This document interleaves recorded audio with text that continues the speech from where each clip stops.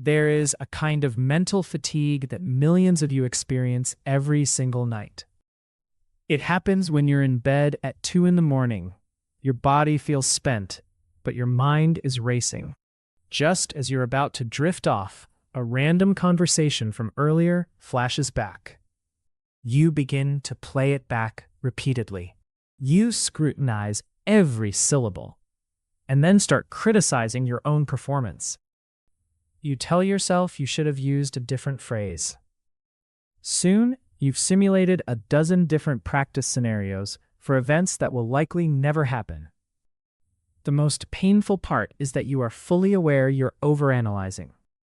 You recognize it's illogical, but you simply cannot find the off switch. It feels as if your brain has 50 separate browser tabs open simultaneously, and every one of them is screaming at maximum volume. People offer the typical cliches, telling you to just stop thinking or to try and relax. But a mind that refuses to shut down is both a sign of high intelligence and a harsh psychological burden. Those who overthink are frequently among the most brilliant, sensitive, and emotionally perceptive individuals. But if this is an advantage, why does it leave you feeling so completely hollowed out? The boundary between sharp intuition and self-sabotage is incredibly narrow. Today, we'll analyze what's happening inside the mind of an overthinker and how you can regain control of your mental steering wheel. To fix any issue, you must first identify it correctly. In psychology, there is a specific clinical term for this: maladaptive rumination. This happens when your consciousness becomes trapped, endlessly cycling through the same negative thought loops. Many might dismiss your experience, saying you're too sensitive or making a big deal out of nothing. However, scientific evidence contradicts those opinions. Studies have repeatedly demonstrated the opposite. You don't ruminate because you are fragile.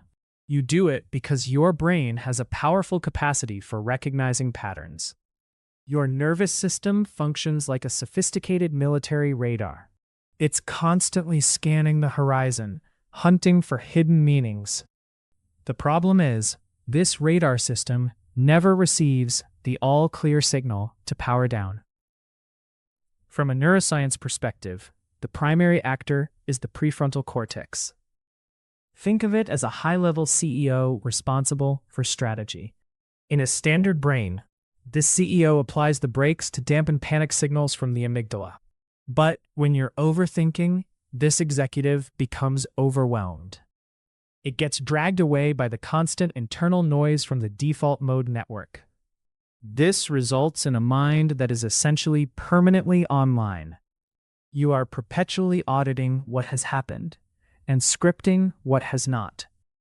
Your brain is like a high-performance Ferrari, but your foot is pinned to the accelerator in neutral. The engine is screaming, wasting massive fuel, but the vehicle doesn't move forward at all. Your exhaustion is the result of that motor constantly redlining.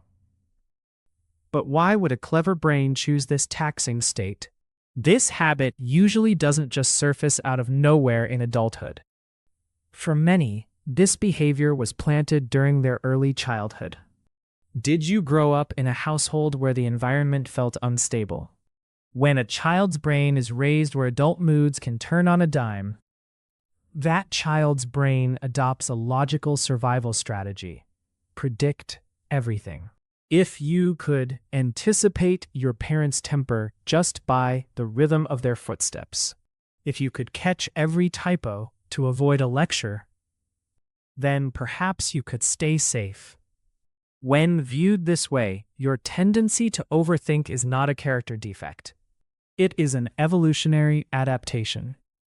It's a smart nervous system doing what it was conditioned to do: scan for threats to keep you protected. Your brain doesn't have a grudge against you. It's just trying to look out for you.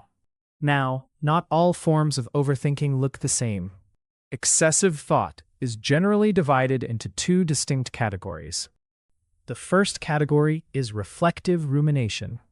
This is when your mind looks inward to gain a better understanding of yourself. When used correctly, reflective rumination is actually a massive advantage. It is the foundation of high emotional intelligence and deep self-awareness. Second category is brooding rumination. This is the true, silent predator that erodes your quality of life. Unlike reflective thought, brooding is entirely stagnant. You become obsessed with the problem itself, suffocating in regret. You replay a conflict, not to gain insight, but to experience the anger again. This is where overthinking demands payment. It forces you to pay with the quality of your sleep. It forces you to pay with analysis paralysis.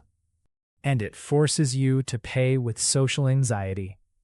But the trap is that you don't just stay in one category.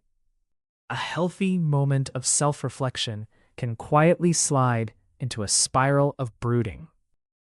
It's so subtle that you don't recognize the shift. It happens because when you're thinking, it feels like you're being productive. In psychology, this is called the illusion of mental progress. Let me share a neurological fact that might surprise you.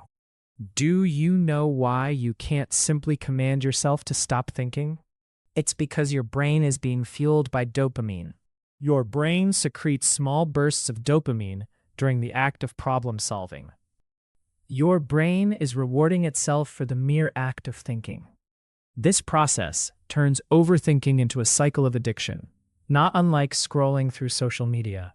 This is why using pure willpower to stop is, from a scientific standpoint, almost impossible. So, how do we escape this mental confinement? The objective is to alter your relationship with those thoughts. To achieve this, we'll use two methods from therapy. The first technique is cognitive diffusion. It's the process of taking those goggles off, holding them, and realizing it's just a recording. In practice, this involves changing your internal dialogue. Instead, take a step back and say, "I am having the thought that I am a failure." When you insert that phrase, you detach yourself from the toxic stream. You are no longer being swept away. You are watching the water pass by. The second technique is to update the safety signals for your central nervous system. At its heart, overthinking uses outdated survival software from your past. You must use the language of the physical body to retrain it. When your mind starts to race, immediately break the cycle with sensory input. Use the 5-4-3-2-1 grounding method. Identify 5 things you can see, 4 you can touch, 3 sounds you can hear, 2 you can smell, and 1 you can taste. Or try something more blunt, like splashing your face with freezing water. This works because the brain cannot focus on 2 things at once. You are transmitting a clear biological signal. There is no threat. You are an adult now. When you assemble these pieces, there's a larger message here. Your tendency to overanalyze every subtle microexpression is merely your natural intuition operating without a reliable off switch. That relentless mental processing power was originally designed to read the room and anticipate potential threats around you. You do not need to carry guilt for possessing a hyperactive brain that is actively trying to keep you safe. Your extreme sensitivity is a beautifully rare trait that allows you to clearly see the hidden truths behind social masks. What might unfold in your daily interactions if you finally started trusting your initial instinct instead of constantly questioning it? If this resonated with you, I invite you to share one small victory about trusting your gut in the comments. You have spent enough time studying the shadows, so step forward and stand firmly in your own perceptive light.